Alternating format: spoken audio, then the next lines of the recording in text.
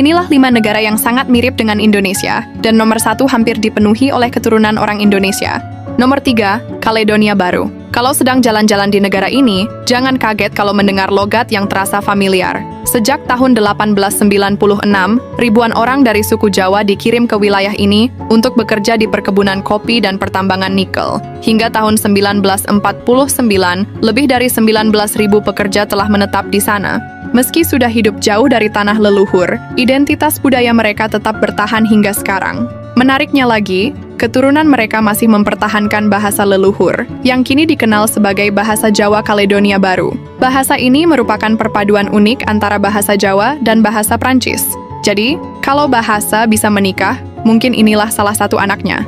Nomor 2, Suriname. Negara kecil di Amerika Selatan ini memiliki hubungan yang sangat erat dengan Indonesia, khususnya budaya Jawa. Keberadaan masyarakat Indonesia di Suriname bermula pada masa kolonial Belanda, ketika ribuan orang dibawa sebagai buruh kontrak perkebunan antara tahun 1890 hingga 1939. Saat ini, keturunan dari suku Jawa menjadi salah satu kelompok etnis terbesar di negara tersebut dan membentuk sekitar 15% dari total populasi negara Suriname. Mereka masih melestarikan bahasa Jawa Suriname, kesenian wayang kulit hingga berbagai kuliner khas yang mengingatkan pada kampung halaman. Bahkan, beberapa tokoh politik penting di Suriname juga berasal dari keturunan Jawa. Rasanya seperti menemukan sepotong tanah Jawa yang tumbuh dan berkembang di benua yang berbeda. Nomor 1, Kepulauan Cocos. Nah, inilah yang paling unik.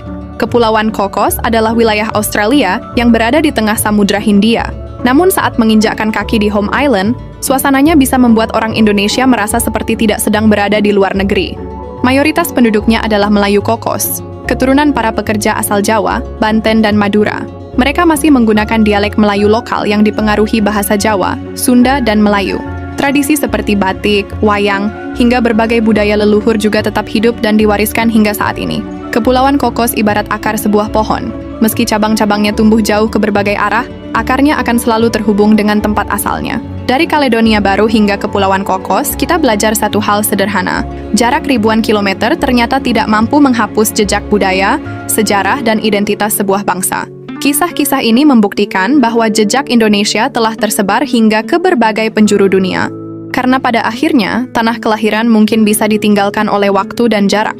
Akan tetapi, bahasa, tradisi, dan kenangan akan selalu menemukan jalan untuk tetap hidup di hati para keturunannya. Dan mungkin itulah makna sebenarnya dari sebuah warisan. Bukan tentang seberapa jauh kita pergi, melainkan tentang seberapa kuat kita mengingat dari mana kita berasal. Setuju nggak, guys?